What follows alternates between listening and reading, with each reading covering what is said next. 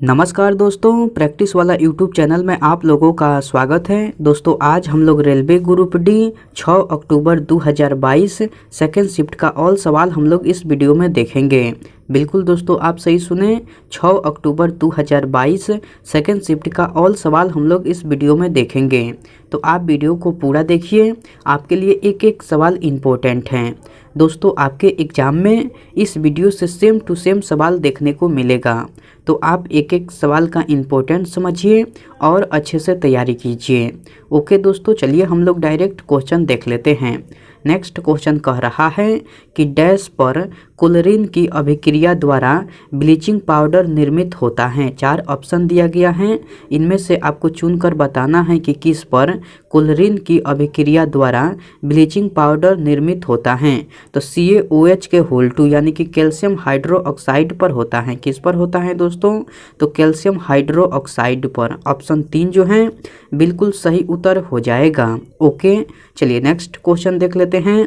Next question कह रहा है कि जब चालक चुंबकीय क्षेत्र के अंतर्गत गतिमान होता है तो प्रेरित धारा की दिशा डैश द्वारा ज्ञात की जाती है। तो प्रेरित धारा की दिशा फ्लेमिंग के दाएं हाथ के नियम द्वारा ज्ञात की जाती है। किसके द्वारा ज्ञात की जाती है दोस्तों?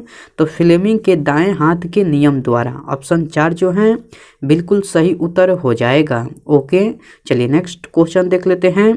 नेक्स्ट क्वेश्चन कह रहा है कि आपको मेंडेलीव की आवर्त सारणी का उपयोग करते हुए बेरियम और पोटेशियम के ऑक्साइडों के लिए सही सूत्र का चयन कीजिए। तो बेरियम के लिए बेरियम ऑक्साइड का सूत्र होगा और पोटेशियम के लिए पोटेशियम ऑक्साइड का सूत्र होगा। तो ऑप्शन 4 जो है बिल्कुल सही उत्तर हो जाएगा। ओके, चलिए नेक्स्ट क्वेश्चन देख लेते हैं। नेक्स्ट क्वेश्चन कह रहा है कि ऑक्सीजन की मदद से पाइरुवेट का विघटन डैश में होता है। 4 ऑप्शन दिया गया है, इनमें से आपको चुनकर बताना है कि ऑक्सीजन की मदद से पाइरुवेट का विघटन किस में होता है। तो आपको माइटोकॉन्ड्रिया में होता है। किस में होता है दोस्तों? तो माइटोकॉन्ड्रिया में। ऑप्शन 3 जो है बिल्कुल सही उत्तर हो जाएगा। ओके, चलिए नेक्स्ट क्वेश्चन देख लेते हैं। दोस्तों मैं उम्मीद करता हूँ कि क्वेश्चन आपको अच्छे से समझ में आ रहा है। दोस्तों अगर आपको वीडियो पसंद आती है तो इस वीडियो को लाइक कर दीजिए और कमेंट करके बताइए कि वीडियो आपको कैसे लगी। दोस्तों अभी तक आप इस चैनल को सब्सक्राइब नहीं किए हैं तो प्लीज़ इस चैनल को सब्सक्राइब कर लीजिए और बेल आइकन को भी प्रेस कर दीजिए। ओके, चलिए नेक्स्ट क्वेश्चन देख लेते हैं।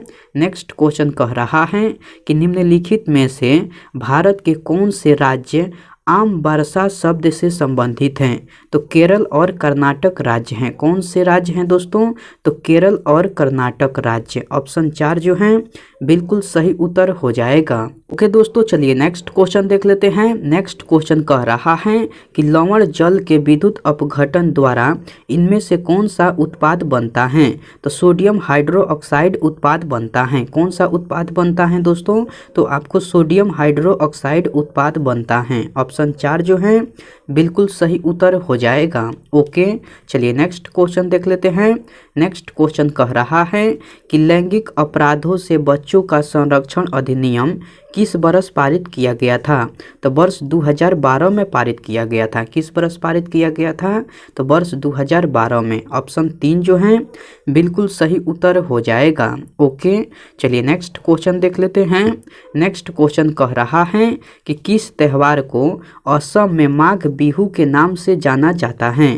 तो मकर संक्रांति त्यौहार को जाना जाता है। किस त्यौहार को जाना जाता है दोस्तों?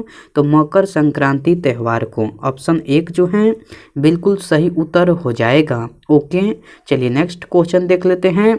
नेक्स्ट क्वेश्चन कह रहा है कि द्विविस्थापन अभिक्रिया का सही उदाहरण चुनिए। CuSO4 प्लस H2S अभिक्रिया करके CuS प्लस H2SO4 का निर्माण करता है। यही जो है आपको द्विविस्थापन अभिक्रिया का सही उदाहरण है। तो ऑप्शन 1 जो है बिल्कुल सही उत्तर हो जाएगा। ओके दोस्तों, चलिए नेक्स्ट क्वेश्चन देख लेते हैं। नेक्स्ट क्वेश्चन कह रहा है कि मेडल ने 7 अलग अलग लक्षणों का अध्ययन क्यों किया? क्योंकि वंशागति के सार्वभौमिक सिद्धांतों पर प्रकाश डालने के लिए किया। क्यों किया दोस्तों? क्योंकि वंशागति के सार्वभौमिक सिद्धांतों पर प्रकाश डालने के लिए किया। ऑप्शन 3 जो है बिल्कुल सही उत्तर हो जाएगा। ओके, चलिए नेक्स्ट क्वेश्चन देख लेते हैं। नेक्स्ट क्वेश्चन कह रहा है कि भारतीय संविधान का इनमें से कौन सा अनुच्छेद नागरिकों के लिए एक समान सिविल संहिता से संबंधित है? तो अनुच्छेद 44 है। कौन सा अनुच्छेद है दोस्तों? तो अनुच्छेद 44 है। ऑप्शन 3 जो है बिल्कुल सही उत्तर हो जाएगा। ओके, चलिए नेक्स्ट क्वेश्चन देख लेते हैं। नेक्स्ट क्वेश्चन कह रहा है कि इकाई वाट को डैश के रूप में व्यक्त किया जा सकता है। तो इकाई वाट को 1 वाट बराबर 1 वोल्ट गुने 1 एम्पियर के रूप में व्यक्त किया जा सकता है। ऑप्शन 3 जो है बिल्कुल सही उत्तर हो जाएगा। ओके, चलिए नेक्स्ट क्वेश्चन देख लेते हैं। नेक्स्ट क्वेश्चन कह रहा है कि MFI के लिए विकास निधि का प्रबंध डैश द्वारा किया जाता है। तो आपको भारतीय रिजर्व बैंक द्वारा किया जाता है। मैं यह क्वेश्चन फिर से रिपीट कर दे रहा हूँ। क्वेश्चन कह रहा है कि MFI के लिए विकास निधि का प्रबंध डैश द्वारा किया जाता है। तो आपको भारतीय रिजर्व बैंक द्वारा किया जाता है। ऑप्शन 1 जो है बिल्कुल सही उत्तर हो जाएगा। ओके, चलिए नेक्स्ट क्वेश्चन देख लेते हैं। नेक्स्ट क्वेश्चन कह रहा है कि भारत में किस संस्थान ने कॉर्निया प्रत्यारोपण का पहला विकल्प विकसित करने में सफल प्राप्त की? तो IIT हैदराबाद ने की। किसने की दोस्तों? तो IIT हैदराबाद ने। ऑप्शन 4 जो है बिल्कुल सही उत्तर हो जाएगा। ओके, चलिए नेक्स्ट क्वेश्चन देख लेते हैं। नेक्स्ट क्वेश्चन कह रहा है कि निम्नलिखित में से किस इकाई को राज्य विधानमंडलों द्वारा सौंपे गए कार्यों का निर्वाह और शक्तियों का प्रयोग करने के लिए पंचायती राज व्यवस्था की आधारशिला के रूप में माना जाता है? तो ग्राम सभा को माना जाता है। किसे माना जाता है दोस्तों? तो ग्राम सभा को। ऑप्शन 4 जो है बिल्कुल सही उत्तर हो जाएगा। ओके, चलिए नेक्स्ट क्वेश्चन देख लेते हैं। नेक्स्ट क्वेश्चन कह रहा है कि निम्नलिखित में से कौन सा तत्व तांबे से अधिक अभिक्रियाशील होता है? 4 ऑप्शन दिया गया है, इनमें से आपको चुनकर बताना है कि कौन सा तत्व तांबे से अधिक अभिक्रियाशील होता है। तो जिंक होता है। कौन सा तत्व होता है दोस्तों?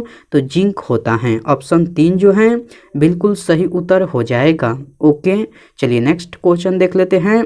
नेक्स्ट क्वेश्चन कह रहा है कि क्षण चुंबक के निकट लाए जाने पर दिक् सूचक की सुई विक्षेपित क्यों हो जाती है? क्योंकि यह एक लघु चुंबक होती है, इसीलिए हो जाती है। ऑप्शन 2 जो है बिल्कुल सही उत्तर हो जाएगा। ओके, चलिए नेक्स्ट क्वेश्चन देख लेते हैं। नेक्स्ट क्वेश्चन कह रहा है कि निम्नलिखित में से कौन सी भाषा भारत सरकार द्वारा घोषित भारत की शास्त्रीय भाषा का उदाहरण नहीं है? तो बांग्ला भाषा नहीं है। कौन सी भाषा नहीं है दोस्तों? तो बांग्ला भाषा। ऑप्शन 4 जो है बिल्कुल सही उत्तर हो जाएगा। ओके, चलिए नेक्स्ट क्वेश्चन देख लेते हैं।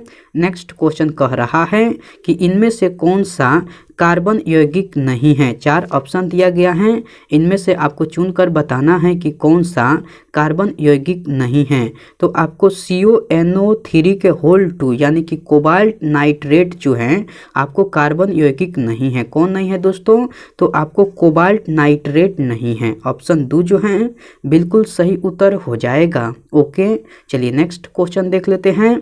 नेक्स्ट क्वेश्चन कह रहा है कि लेंस के डैश से होकर गुजरने वाली प्रकाश किरण बिना किसी विचलन के गुजरती हैं। तो प्रकाशिक केंद्र से होकर गुजरने वाली किरण, कौन सी किरण दोस्तों? तो लेंस के प्रकाशिक केंद्र से होकर गुजरने वाली किरण बिना किसी विचलन के गुजरती हैं। तो ऑप्शन 4 जो है बिल्कुल सही उत्तर हो जाएगा। ओके, चलिए नेक्स्ट क्वेश्चन देख लेते हैं। नेक्स्ट क्वेश्चन कह रहा है कि भारतीय संविधान के अनुच्छेद 89 के एक प्रावधान के अनुसार राज्यसभा का पदेन सभापति कौन होगा? तो भारत के उपराष्ट्रपति होगा। कौन होगा दोस्तों? तो भारत के उपराष्ट्रपति। ऑप्शन 1 जो है बिल्कुल सही उत्तर हो जाएगा। ओके, चलिए नेक्स्ट क्वेश्चन देख लेते हैं। नेक्स्ट क्वेश्चन कह रहा है कि यदि किसी चालक की लंबाई दोगुनी कर दी जाए और अनुप्रस्थ काट के क्षेत्रफल को आधा कर दिया जाए तो प्रतिरोध पर क्या प्रभाव पड़ेगा। तो प्रतिरोध इसके मूल मान का 4 गुना हो जाएगा। तो प्रतिरोध पर क्या प्रभाव पड़ेगा, तो प्रतिरोध इसके मूल मान का 4 गुना हो जाएगा। तो ऑप्शन 3 जो है बिल्कुल सही उत्तर हो जाएगा। ओके, चलिए नेक्स्ट क्वेश्चन देख लेते हैं। नेक्स्ट क्वेश्चन कह रहा है कि किसी चालक का प्रतिरोध इसकी डैश के अनुक्रमानुपाती होता है। तो किसी चालक का प्रतिरोध इसकी लंबाई के अनुक्रमानुपाती होता है। किसके दोस्तों, तो लंबाई के अनुक्रमानुपाती होता है। ऑप्शन 4 जो है बिल्कुल सही उत्तर हो जाएगा। ओके दोस्तों, चलिए नेक्स्ट क्वेश्चन देख लेते हैं। नेक्स्ट क्वेश्चन कह रहा है कि नीले और लाल प्रकाश को समान मात्रा में मिश्रित करने पर डैश रंग का प्रकाश निर्मित होगा। तो आपको मैजेंटा रंग का प्रकाश निर्मित होगा। किस रंग का प्रकाश निर्मित होगा, तो आपको मैजेंटा रंग का प्रकाश निर्मित होगा। तो ऑप्शन 3 जो है बिल्कुल सही उत्तर हो जाएगा। ओके, चलिए नेक्स्ट क्वेश्चन देख लेते हैं। नेक्स्ट क्वेश्चन कह रहा है कि सही कथन की पहचान कीजिए। 4 कथन दिया गया है, इनमें से जो कथन सही है उसका पहचान करना है। तो कथन 4 कह रहा है कि X गुणसूत्र वाले शुक्राणुओं में 23 गुणसूत्र होते हैं और Y गुणसूत्र वाले शुक्राणुओं में भी 23 गुणसूत्र होते हैं। बिल्कुल कथन 4 जो है आपका सही है। तो ऑप्शन 4 जो है बिल्कुल सही उत्तर हो जाएगा। ओके, चलिए नेक्स्ट क्वेश्चन देख लेते हैं।